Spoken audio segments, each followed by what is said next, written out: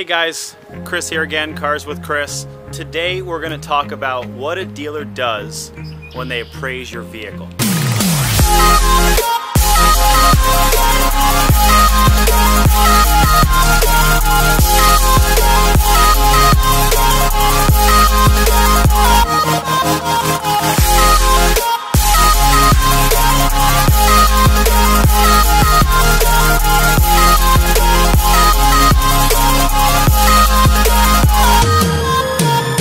So, as a dealer, first thing that we're going to do is we're going to walk. They have a dent and a scrape and a bump in the actual paint. It's a little difficult to see, but we can get it on an angle here. Okay, so as a dealer, we're going to look at this and we're going to figure that this amount of damage here is going to be somewhere around the $300 to $500 range to fix and repair.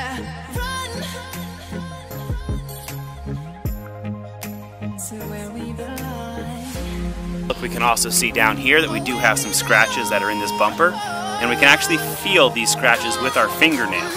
Okay, this means that the car actually has some pretty rough edges, and this is going to take another, again, a few $100s to fix. The other thing that a dealer is going to do is a dealer is going to look at the tires, both front and rear. Front tires on this car look like they have some decent tread, but they are starting to get a little low. And if we go to the back, we can see that we do have matching tires on the car.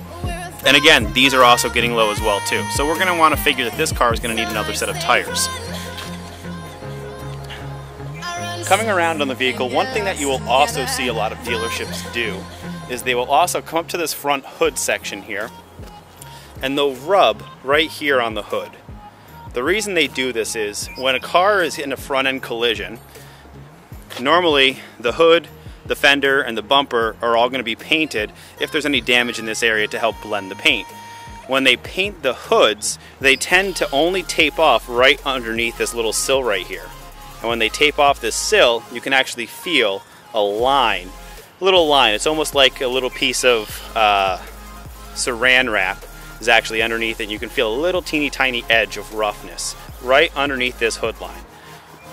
You're also going to want to take a look at the body lines, make sure that the body lines are straight, so that way if there wasn't an accident, you'd be able to see that as well too. The hood would be a little off, the gaps would be a little wrong. You wouldn't have a steady gap like you do here. It'd be closer in here, it'd be farther apart here.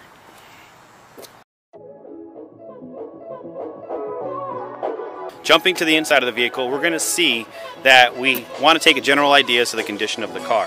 We can also see that we have power windows, power locks, power mirrors. We also want to get a general idea of the cleanliness of the vehicle on the inside. Biggest thing being the seats, and make sure there's no rips or tears or uneven wear marks. We also want to smell the vehicle to make sure that it doesn't have a smoky smell into it. Once we do this, we get into the car. Once we're in the vehicle, we do want to start it right up.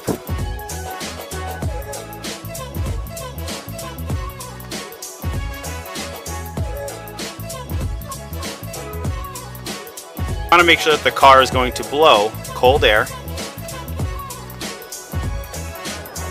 Even if it's the middle of winter time, dealerships will always check to see if the AC is working. We'll also check the heat, make sure that the heat is working. And then we're going to take a look at the general condition of the car again, making sure that there's no scratches, dings, dents. We also want to take a look up here. Very common sign of a smoker is if we have little black marks up here in the actual headrest.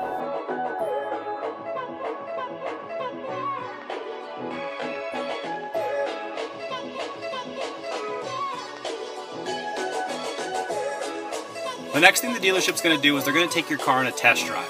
This should be a short test drive. They just wanted to get a general sense to how the car is handling, make sure that the suspension system as well as the engine and the transmission are working normally. This is a normal part of the test drive procedure. Most dealerships do this in a short 5 to 10 minute test drive.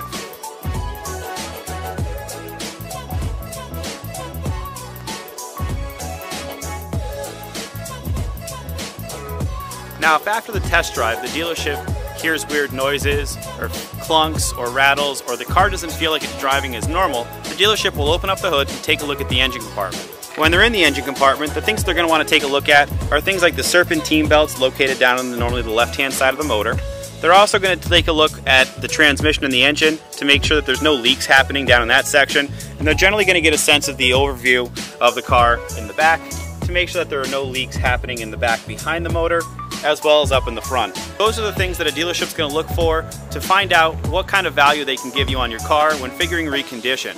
It's important that you guys watch the second part of this video because that's going to go over what you guys can do to control your trade-in value and make sure you get the most money for your trade. This has been another episode of Cars with Chris. I'm Chris Brewer, your automotive professional who cares. Hope to talk to you guys soon.